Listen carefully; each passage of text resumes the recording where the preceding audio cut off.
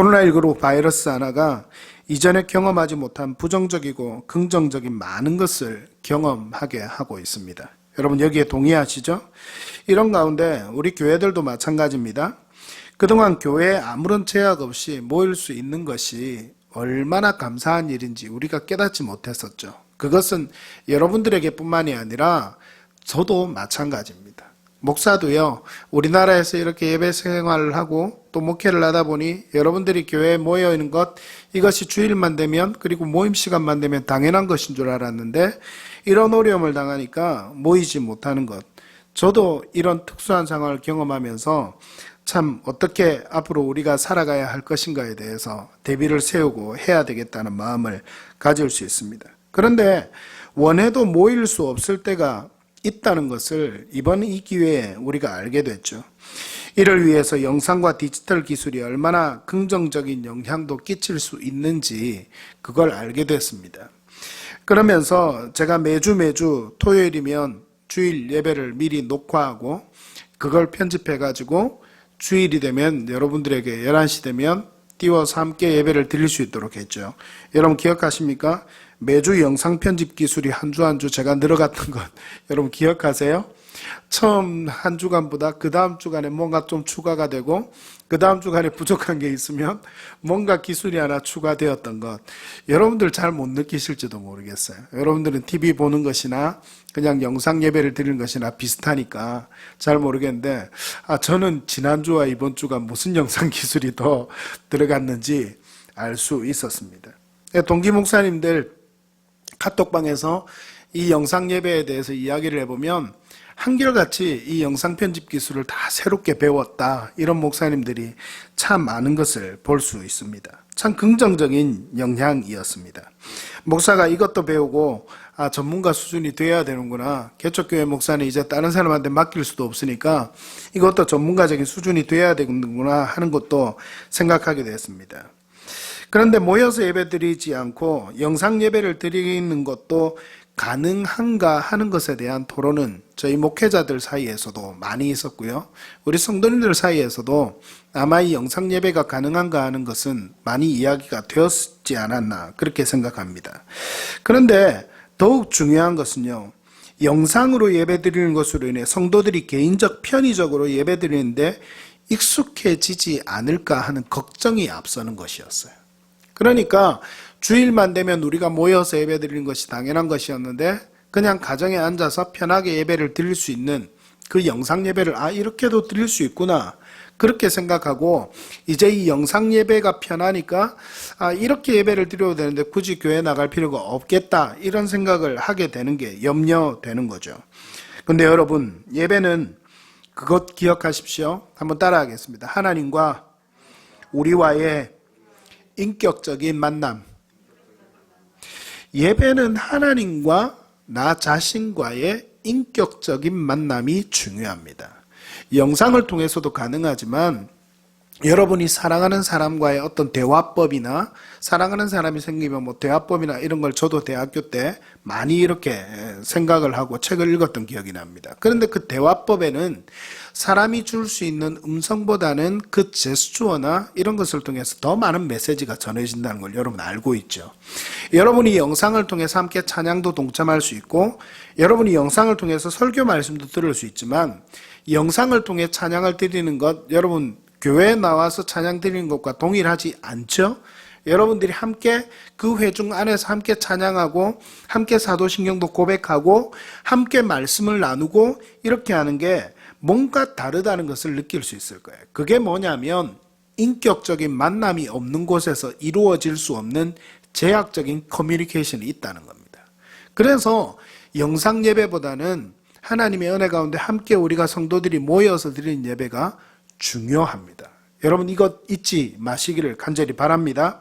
그래서 목사를 통해 선포되는 하나님께서 말씀하시는 메시지를 전인격적으로 예배를 통해서 받아야 합니다. 그냥 우리가 영상을 통해서 좋은 말씀이다 땡큐 이렇게 하고 끝낼 것이 아니라 이 자리에 나와서 우리가 말씀을 들으면서 내 전인격적으로 머리끝부터 발끝까지 이 말씀이 내게 은혜가 되어지는 말씀이라면 그 말씀을 붙잡고 함께 기도할 수 있는 이런 인격적인 만남과 결단이 있어야 된다는 것이죠. 그런 의미에서 예배는 모여서 대면하여 드리는 것이 더 바람직합니다. 다만 특별한 때에는 가능합니다. 신앙의 공격을 받을 때는 오히려 포기하면 안 됩니다. 그런데 이번에 논란이 됐던 것은 한국교회에서 많은 목회자들이 영상예배 안 된다, 또 영상예배 가능하다, 이 논란이 됐던 건 왜 그러냐면 이 사태를 어떻게 해석하는가에 따른 거예요. 정부가 지금 이 바이러스19에 대처하기 위해서 예배를 자제해달라 모임하는 것이 정부의 종교적인 탄압이다, 이렇게 해석을 하면 우린 당연히 그 탄압에 굴복하지 않고 모여야 되겠죠. 그런데 이것이 바이러스 확산을 방지하기 위한 영상예배라는 다른 수단을 통해서도 가능하니까 그걸 위해서 어떤 대중의 유익을 위해서, 이 국가의 안전을 위해서 잠깐만 모이는 것을 포기하고 영상예배로 대체하자라고 이야기했던데 저는 동의했던 것입니다. 그래서 함께 이렇게 영상으로 예배드리는 것은 이런 때에는 바람직하다라고 저는 결론을 내리고 거기에 동의를 한 것이었어요. 물론 한국교회에 제가 느끼기에는 한 70-80% 정도의 목회자들은 이 생각에 다 동의를 하는 것 같아요. 그런데 이 생각에 동의를 하지 않는 분들도 있습니다. 물론 그분들의 중심도 이해합니다. 그래서 비판하지 마시기를 바랍니다. 그리고 하나님의 은혜 가운데서 무엇보다 중요한 것은 우리가 말씀의 중심을 바로 잡는 것이, 신앙의 중심을, 예배의 중심을 바로 잡는 것이 중요합니다. 전염병과 같은 위기를 극복하는데 동참하기 위해 드리는 것은 매우 특별한 때이고 교회도 선한 의미에서 동참하는 것입니다. 이런 의미로 우리 애드림교회도 지난 몇 주간 예배를 함께 모이지 못했다고요? 잘 기억 안 나죠? 2월 마지막 주일부터 7주간 예배를 못 드렸어요. 함께 모여서 예배를 못 드렸어요. 영상으로는 예배를 드렸으니까. 이제 8주 만에 이 부활주일이 되어서야 다시 이렇게 모여서 예배를 드립니다. 아무쪼록 모이는 예배의 소중함을 더욱 가슴속에 새기고 정성껏 마음을 다해서 드리는 예배가 여러분 안에 다시 시작되기를 간절히 소망합니다. 그런 은혜가 여러분에게 있기를 바랍니다. 이번에 깨달으셨죠? 모여서 내가 원하도 예배를 드릴 수 없는 때가 있구나. 이걸 이번에 깨달으셨죠? 그렇다면 정말 이 예배에 모여서 드리는 예배, 이 한순간이 얼마나 소중한 것인지 믿음으로 고백하면서 이 예배의 자리를 더 소중히 여기고 그렇게 믿음 생활을 하는 여러분이 되기를 간절히 바랍니다. 이번 한 해의 주제가 뭡니까? 올해 주신 표 같이 한번 읽어볼까요? 시작! 온전한 성도, 자라가는 교회. 제일 첫 번째가 뭐라고요? 예배에 성공하기. 그래서 예배에 실패하면 신앙생활은 끝나는 거예요. 예배에 성공하면 신앙생활은 성장하는 거예요. 그래서 믿음으로 나아가는 이 예배가 무엇보다도 중요합니다. 오늘 말씀 제목을 같이 한번 읽어봅시다. 시작! 십자가의 영광. 십자가의 영광. 지난주 말씀 제목이 무엇인지 여러분 기억나세요? 지난주에 드렸던 말씀 제목이 뭔지 기억나세요? 비슷해요. 십자가의 뭐하심? 죽으심. 따라합시다. 십자가의 죽으심. 십자가의 죽으심입니다. 오늘은 지난주 설교에 이어지는 그 후편의 내용으로 십자가의 영광이라는 말씀으로 여러분들 연결된 본문에서 이어지는 말씀을 나누고자 합니다. 여러분, 십자가가 상징하는 것이 뭡니까? 좀 이렇게 이야기하면 다를 거예요. 2000년 전에는 십자가가 상징하는 바가 뭐였을까요? 십자가가 상징하는 것은 죄인, 죽음, 그리고 죄수를 처형하는 형벌대였고 죽음과 고통을 상징하는 것이었고 죄악의 상징이었습니다. 저는 오늘 말씀을 준비하면서 이 첫 마디에서 설교가 이해되면 다 끝났다 생각이 들었어요. 근데 예수님이 오시고 난 뒤에 2000년이 지난 오늘날 십자가가 의미하는 바가 뭡니까? 더 이상 죄인, 처형대, 여러분 이런 걸 생각하나요? 생각하지 않죠? 오늘날 십자가 하면 여러분 뭐가 떠오르세요? 교회가 떠오르죠. 그죠? 십자가 하면 뭐가 떠오르세요? 기독교가 떠오르잖아요. 그리고 더 나아가서 십자가 하면 구원이 떠오릅니다. 여러분 이거예요. 부활이, 예수님의 죽으심, 그냥 죽어서 예수님이 끝났다면 이렇게 되지 않았을 거예요. 여전히 십자가는 죄인을 처형하는, 아주 잔혹하게 처형하는 형벌대에 불과한 것이 십자가인데, 예수님이 십자가에 못 박혔다가 다시 부활하시니까 이 죄인을 처형하는 처형대였던 이 십자가가 누구를 상징하는 것으로 바뀌었습니까? 예수님을 상징하는 것으로 바뀌었어요. 교회를 상징하는 것으로 바뀌었어요. 우리 기독교를 상징하는 것으로 바뀌었어요. 구원을 상징하는 것으로 바뀌었다는 말입니다. 죽음을 대표하던 십자가가, 아무도 지난주에 말씀드렸듯이 이 십자가형이 너무나 잔인하고 끔찍하기 때문에 이 십자가형은 그만해야 된다라고 많은 사람들이 청원할 정도로 그토록 잔인했던 십자가의 처형이 이제는 십자가 처형대가 아니라, 잔인한 처형대가 아니라 우리에게 기독교와 구원과 믿음의 상징이 되었다는 것, 2000년이 지난 우리가 오늘날 만나는 이 십자가의 의미만 새겨보면 여러분, 부활의 의미는 확실히 알 수 있을 거다, 이런 생각이 듭니다. 여러분, 역사적으로 십자가가 상징하고 의미하는 것이 바뀌어진 이 한 가지, 이것을 잘 생각해보고 이 의미가 여러분 이해된다면, 제가 방금도 말씀드렸듯이 오늘 설교는 끝났어요. 설교 끝내겠습니다. 여러분, 이 의미가 다 이해가 되시나요? 이렇게 바뀌어진 것이 무엇 때문입니까? 바로 예수 그리스도의 부활, 이것 때문입니다. 그래서 우리가 부활을 축하하는 거예요. 성경을 바로 끝내지 않고 조금 더 가겠습니다. 빌립보서 2장, 오늘 성경 본문이 포함된 빌립보서 2장에서 바울은 빌립보 교회 성도들이 어떻게 하기 위해서 썼다 그랬습니까? 지난주에 믿음으로 더 성장하기를 바라면서 이 편지를 썼어요. 빌립보 교회 안에는 특별한 문제가 있었다고 했습니까? 없었다고 했습니까? 없었다고 했어요. 혹시 지난주일 예배 때 영상으로 드린 예배 설교라 잘 못 들었다면 오늘 설교에 도전받고 다시 지난주 설교를 한번 들어보시길 바랍니다. 이 빌립보 교회 성도들이 믿음으로 잘 성장하기를 바라는 마음으로 특별한 문제가 없었지만 바울은 옥중에서 이 서신을 썼습니다.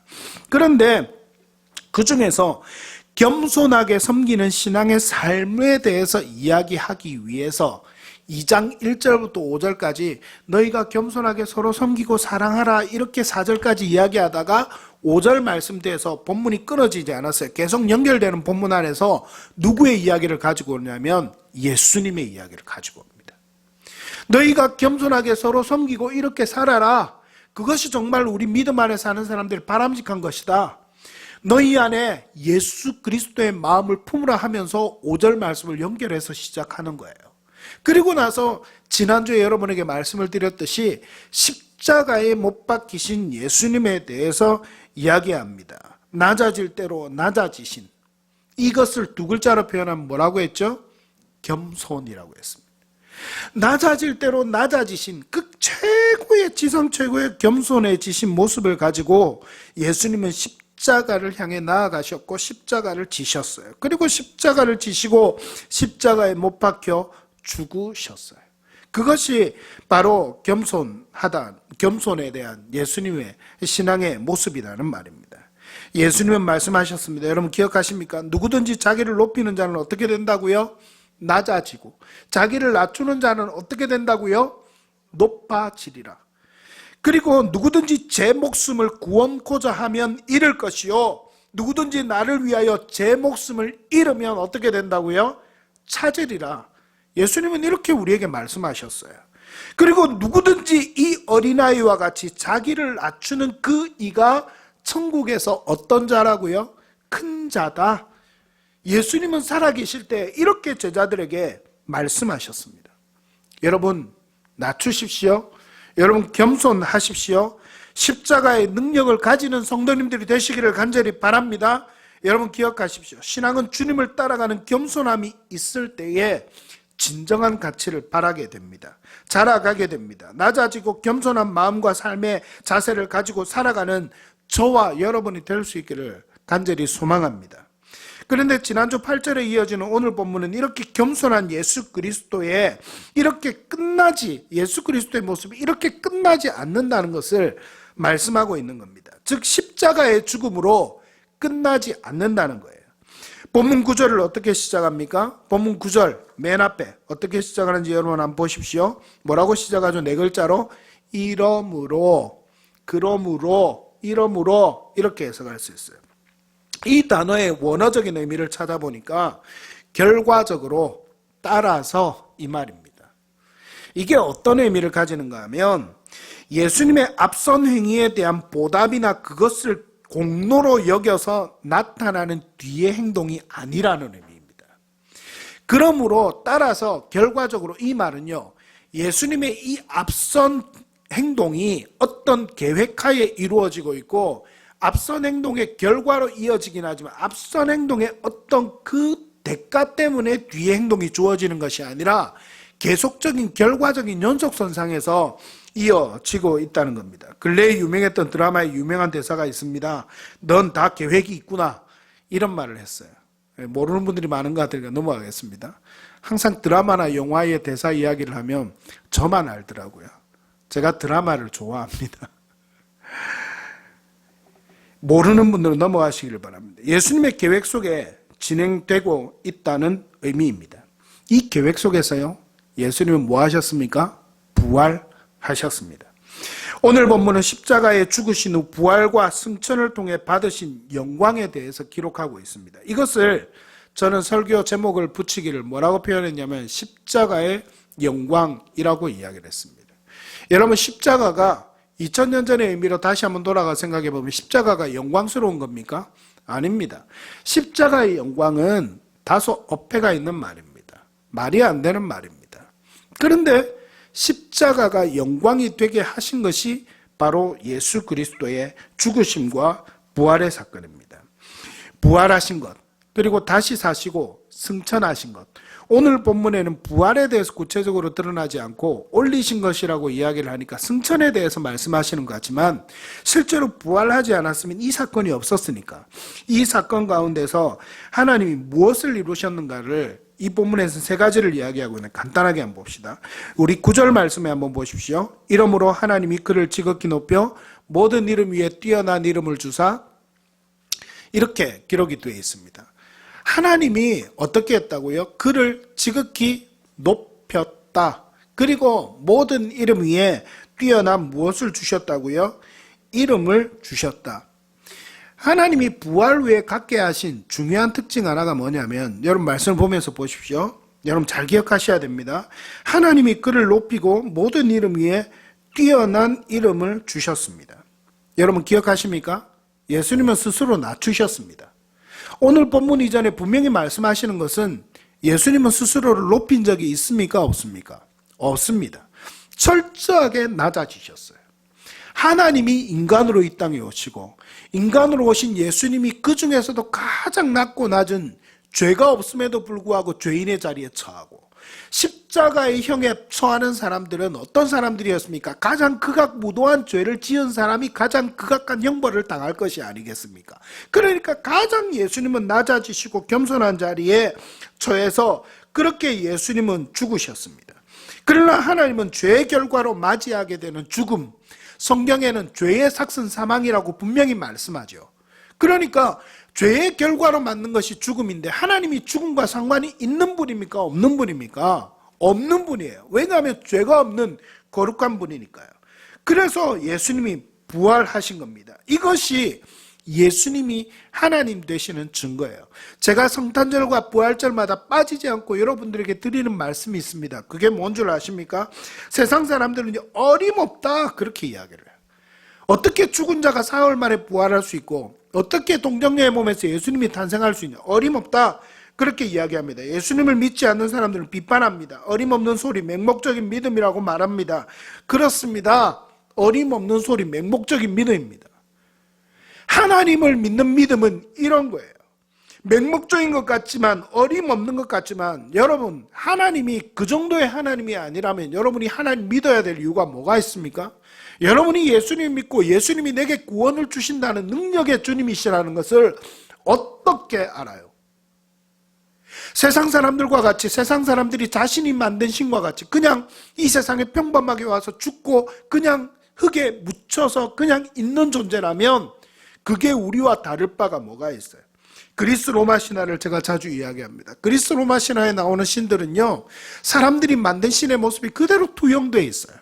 그래서 그리스 로마에 나오는 그 신들은요, 사람의 모습처럼 행동해요.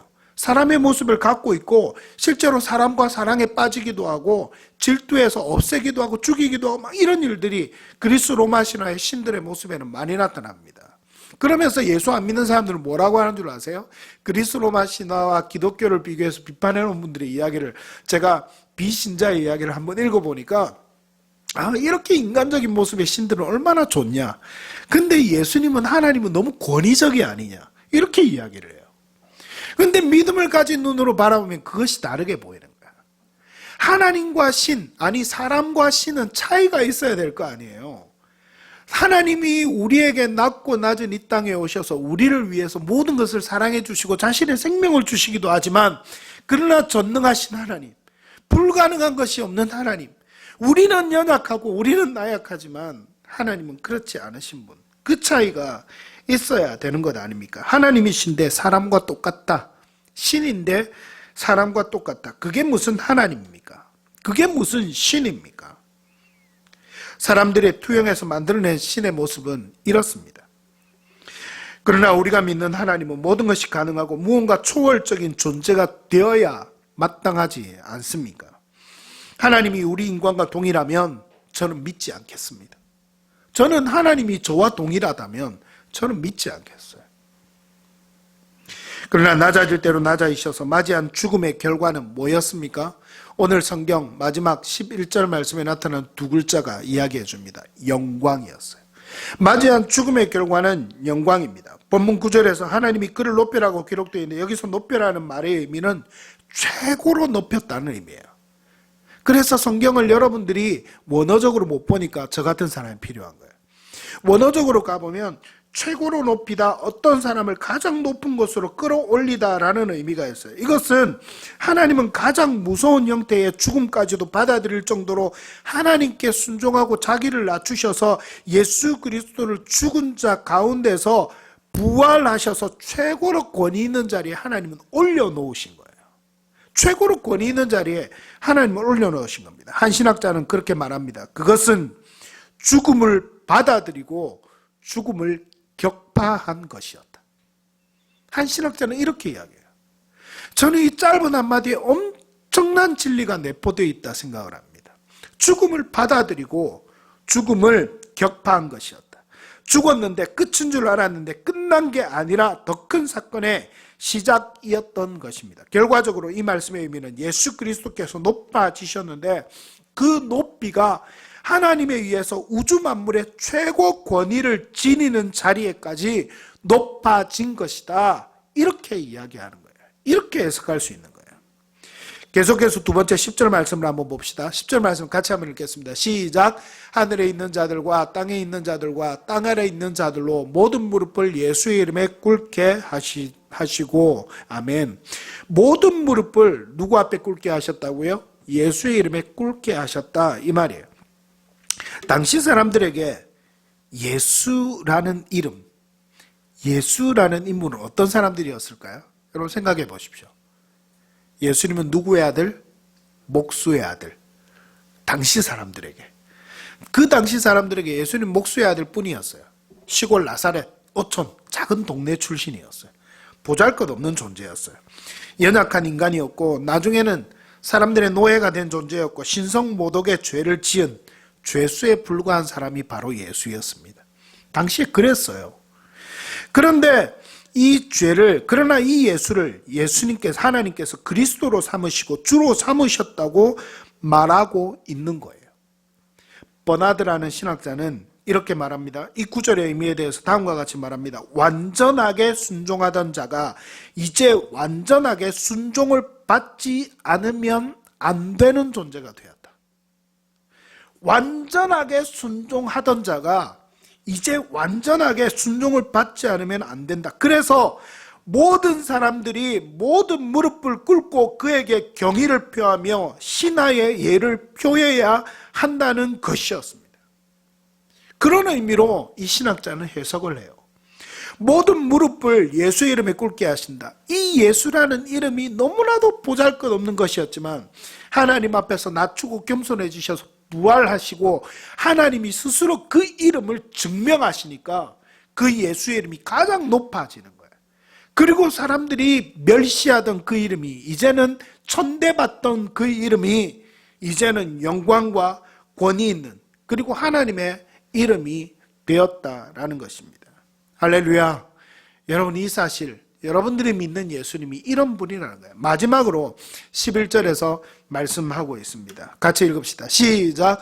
모든 입으로 예수 그리스도를 주라 시인하여 하나님 아버지께 영광을 돌리게 하셨느니라. 아멘. 어떻게 됐다고요? 모든 사람들이 예수를 뭐라고 시인한다고요? 주라 시인한다고요. 주라 시인하게 된다. 하늘과 땅, 그리고 그곳에 있는 모든 피조물들 또한 산자뿐만 아니라 죽은 자에게까지 미치게 되는 이 고백, 주라고 하는 고백은 뭡니까? 주인이라는 거예요. 당신이 Lord, 주라는 거예요. 내 모든 것, 나를 다스리는 분, 나를 이끄실 분, 나의 주인, 그런 분이라는 말이에요. 여러분, 모든 사람들이 예수를 주라 시인하게 될 것이다. 이것이 바로 부활과 승천을 통해서 이루어진 사건입니다. 죄인으로 낙인 찍히고 고통당하고 처참하게 죽으면 모든 것이 끝이 나고 그만일 것이라 생각했었습니다. 당시의 사람들도, 그리고 우리가 상식적으로 해석할 때에 그것은 끝이었어요. 더 이상 새로운 소망이 없는 것이었어요. 그러나 이 모든 것은 하나님의 뜻하심 속에서 이루어진 일이었습니다. 그리고 그 뜻하심 속에 묵묵하게 하나님의 길을, 하나님께 순종하며 나아갔던 이 예수 그리스도의 모습을 통해서 인류가 이 부활의 기쁨을 맞이하게 된 것입니다. 하나님은 분명히 말씀하셨습니다. 다시 한 번 더 말씀하십니다. 말씀드립니다. 낮추는 자가 어떻게 될 것이라고요? 높아질 것이다. 낮추는 자가 높아질 것이다. 이것이요, 하나님의 방법이에요. 이것이 하나님의 방법이에요. 우리가 믿는 예수 그리스도, 그분은 가장 낮은 곳으로 가셨습니다. 그런데요, 가장 높아지셨어요. 코로나19를 지나고 있는 때입니다.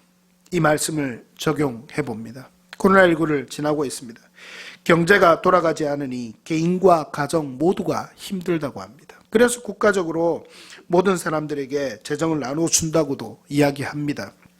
한국 교회도 쉽지 않은 상황이라고 말들 합니다. 우리 교회와 같은 미자립 교회들은, 우리 교회는 아직 버틸만 합니다만, 그런데 많은 교회들이 어려움이 더한 교회들이 많다고 합니다. 우리 교회는 청년들이 많은데, 아니 많은 게 아니라 오늘 이 자리만 봐도 거의 대다수죠. 대다수인데 우리의 청년들의 이 대한민국에서 미래는 그렇게 전망이 낙관적이지는 않습니다. 우리는 하나님의 뜻을 따라가야 하는 사람들입니다. 그렇습니다. 여러분 믿습니까? 우리는 하나님의 뜻을 따라가야 하는 사람들입니다. 여러분 믿습니까? 여러분, 그러면 하나님의 방법으로 살아야 합니다. 어렵다고 이야기하는 이 시대 가운데서 낮추고 또 낮추는 우리가 되어야 합니다.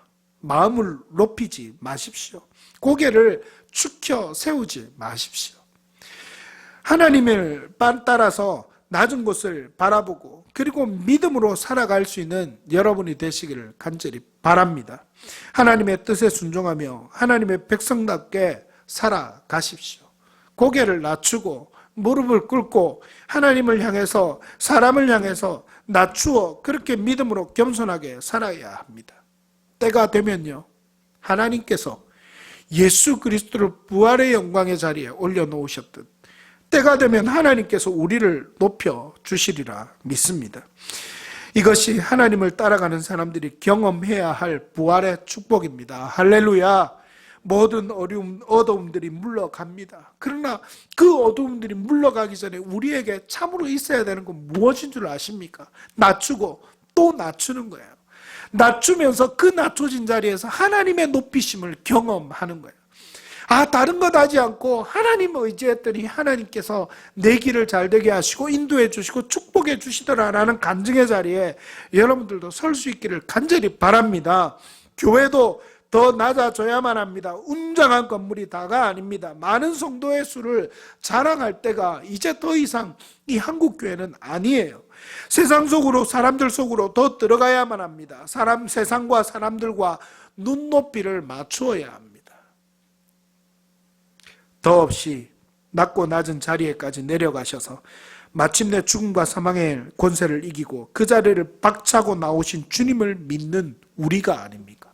그 주님을 믿는 우리라면 우리가 어떻게 살아야 할지 이 부활주일에 다시 한 번 더 결단하기를 바랍니다. 이제 우리 그리스도인들과 교회가 그 영광을 회복해야 하지 않겠습니까?